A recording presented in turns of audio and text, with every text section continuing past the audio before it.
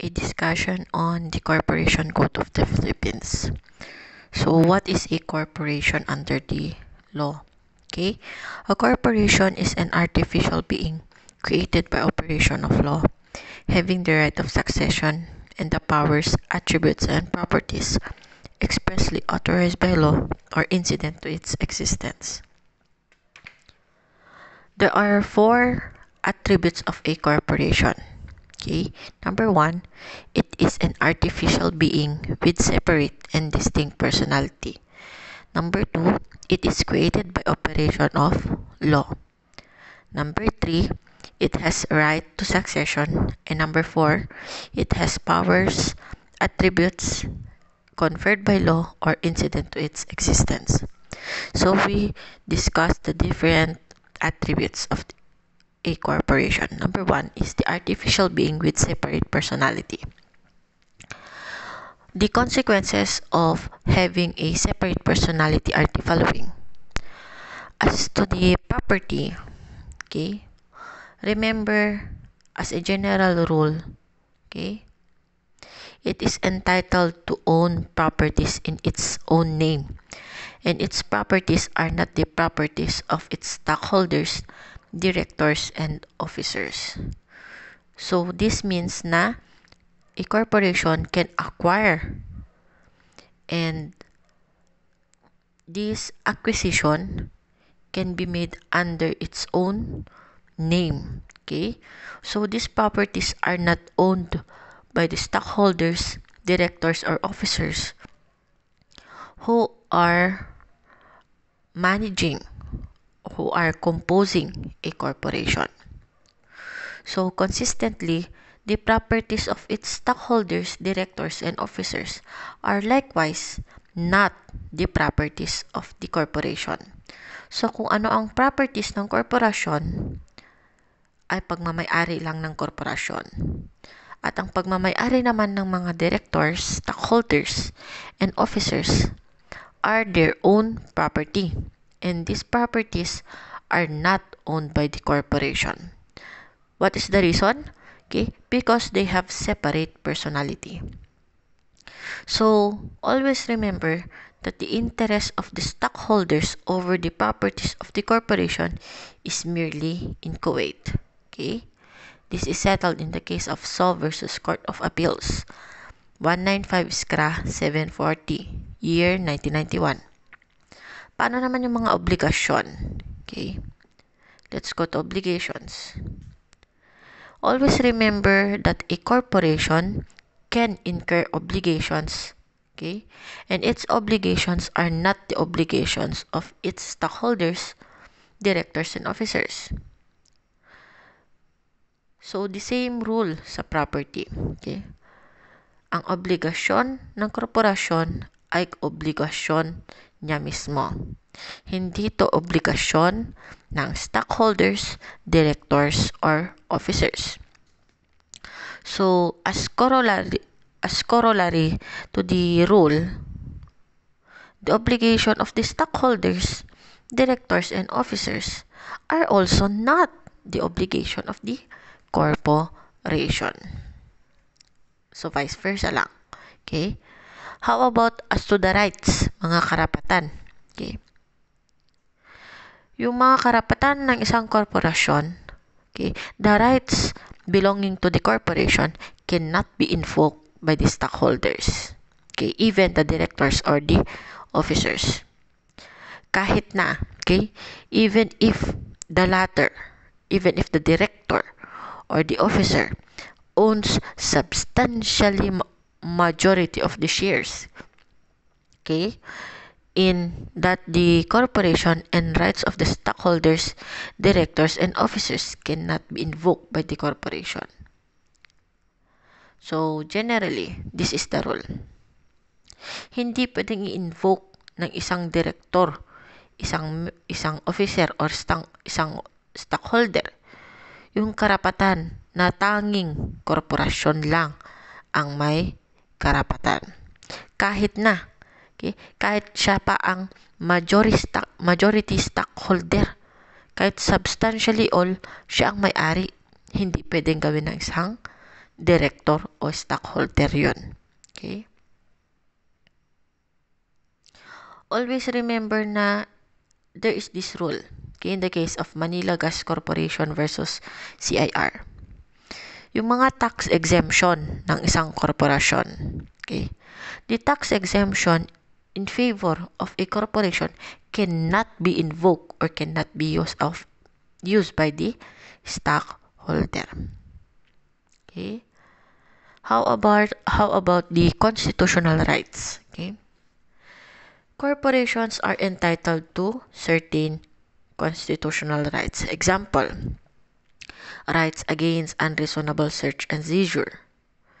Okay, it is also considered a person under the Due Process Clause, okay, provided in your Article 3, Section 1 of the 1987 Constitution. Okay? Pero, okay, however, it is not entitled to a certain constitutional rights, not only because it is an artificial being, but because it is also, or it is just a creature of law. Okay? Example, ano to mga karapatan na wala sa isang korporasyon? Example is the right against self-incrimination, particularly the production of corporate documents. Next, we go to torts. Ano tong torts? What is the so-called corporate torts? Okay? Under the law, a corporation is liable for torts. This is the case of PNV versus Court of Appeals. It is liable when the act was committed by the officer or agent under the express direction or authority from the stockholders or members, acting as a body, or generally from the directors as the governing body. Ang ibig sabihin lang nito, okay, is that if pag isang officer or isang agent ng korporasyon, nagkamali siya, okay, may damage, nakapag-result, yung actions niya, nakapag-result ng negligence, okay, or pagkakamali. And this action is expressly directed or authorized by the stockholders or the members or even the directors of the corporation. Okay? This is not the act of the agent or the officer it's himself, but the act of the corporation. What is the reason? Because a corporation can be liable for tort, okay, as long as it gave its express direction or authority to the agent or to the officer. Let's go to the nationality. Paano naman natin malalaman kung ang isang korporasyon ay Pilipino or hindi Pilipino? Okay? Generally, the corporation is considered a national of the place or a national of the country where it was incorporated. This is the so-called place of incorporation test. Under the law or by jurisprudence, there are 3 tests that can be used to determine whether a corporation, okay, is Filipino-owned or not. Okay.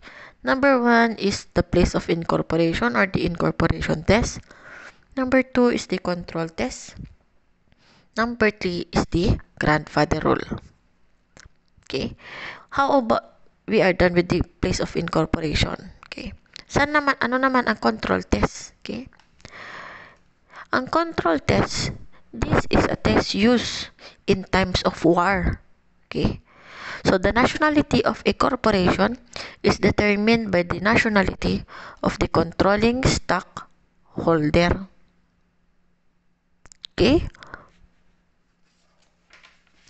How about the so-called grandfather rule? Okay? This grandfather rule is a supplement of control test. Okay? This is discussed in the case of Narra versus Redmond. Okay? So, in here, the grandfather rule is a method of determining the nationality of a corporation which in turn is owned by another corporation by breaking down the equity structure of the shareholders of the corporation. So here, the percentage of shares held by the second corporation in the first is multiplied by the latter's own Filipino equity. And the product of these percentages is determined to be the ultimate Filipino ownership of the subsidiary corporation. Okay, remember, okay, that this grandfather rule applies only if the Filipino equity is less than 60% of the outstanding capital of a corporation, okay, that owns shares in a partly nationalized enterprise. So here, at least 60% must be owned by the Filipino or the Philippine nationals.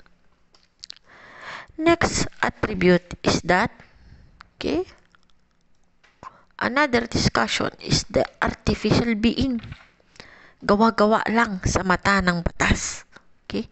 A corporation is merely an artificial being under the law. Okay? It exists by fiction of law only.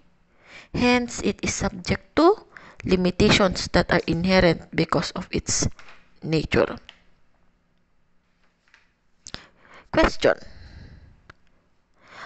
Is a corporation can be criminally liable? Okay. Always remember that the actions of a corporation can only be made through its directors, officers, and employees. So, paano kung nagkaroon ng criminal act yung director, officer, and employee? Okay?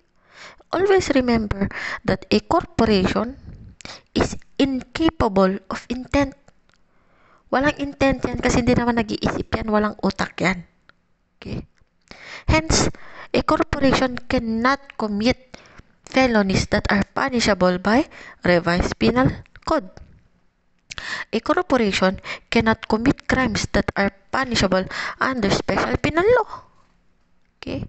However, okay, in the case of People versus Tan Bun Kong in the year of 1930, the general rule is that it's not criminally liable, a corporation. Okay? However, there are certain cases where a corporation can be criminally liable. Example, the violation of Anti-Money Laundering Act or the AMLA. Okay? So, especially, why? Paano naging criminally liable ang corporation, ma'am? Because the law expressly provided that it is criminally liable. Okay? Another one is that if the criminal penalty is on the fine. This is the case of Ching versus Secretary of Justice.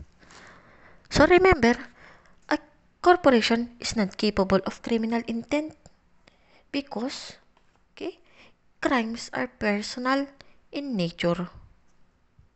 Next one. How about moral damages? Okay. The general rule is the same. It is not entitled to moral damages. Bakit? Para saan bang moral damages? Okay. If you cannot sleep, if your reputation is besmirched, okay, you read your civil law. When are you entitled to moral damages? Okay. The rule is that it cannot be awarded in favor of corporations because they do not have feelings and mental state. Wala pong pakiramdam ang isang korporasyon kasi artificial being lang ito. Okay?